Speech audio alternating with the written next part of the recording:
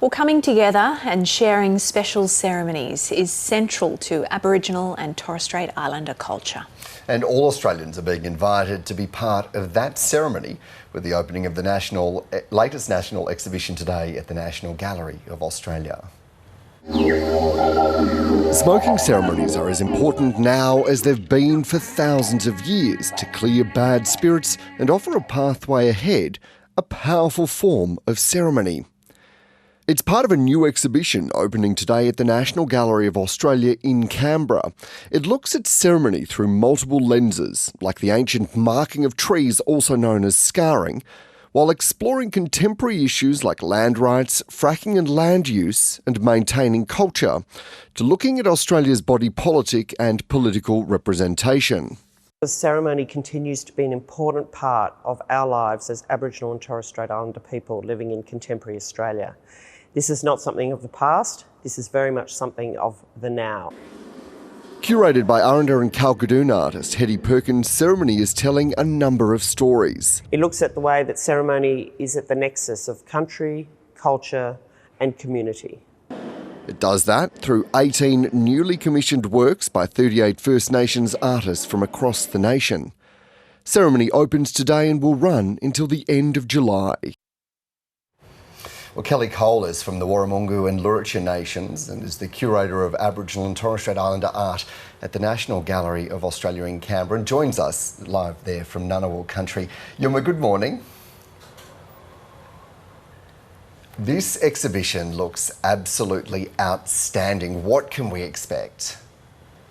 Oh, look, it's such an amazing exhibition. It's very sophisticated, very elegant. Hetti Perkins job.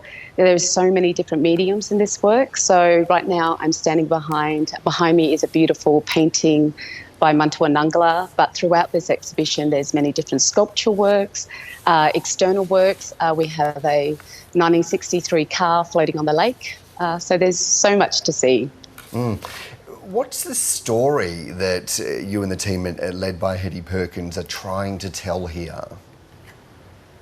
Look, Aboriginal culture and First Nations people, we're still alive and we're still, resilient and existing on this amazing country. We are just trying to express that there are so many different ways that our First Nations artists and people express themselves. We are, either working and living on country, or some of us are off country, like myself. I'm living on Ngunnawal Ngambri country, but I'm from Alice Springs. These artists are expressing their cultural identity.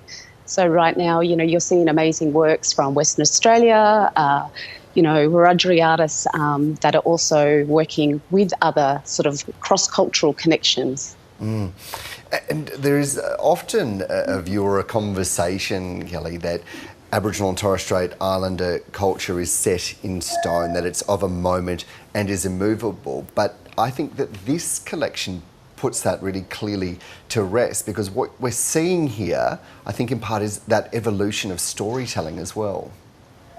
Oh, absolutely. We are living in the now, and so our artists are also reflecting on what is happening in Australia. So we have a few political works. You saw Black Parliament House, obviously. The artists are reflecting on the fact that when they are being told what to do by, white males on TV generally, they're being told what to do on their country, and that is all the way in Alice Springs. And so Black Parliament House is a really important work because it's about people, Aboriginal mobs, sitting around making their own decisions. But we've also got extraordinary works by Joel Spring, and he's reflecting on climate change, so the fires that devastated the East Coast, and also Penny Evans does the same thing with her beautiful burnt Banksias. So there's many different, Yeah, and meeting in the middle there of the ancient forms of storytelling and more that are really contemporary and using technology as well. That looks really exciting.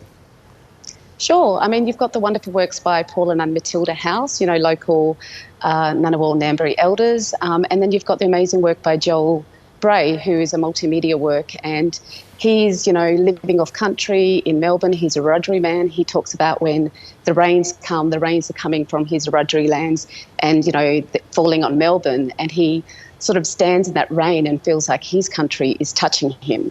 And what does it mean for these artists, with dozens and dozens of them from across the nation, from many very different Indigenous nation groups, inviting in the whole country to participate and be part of ceremony?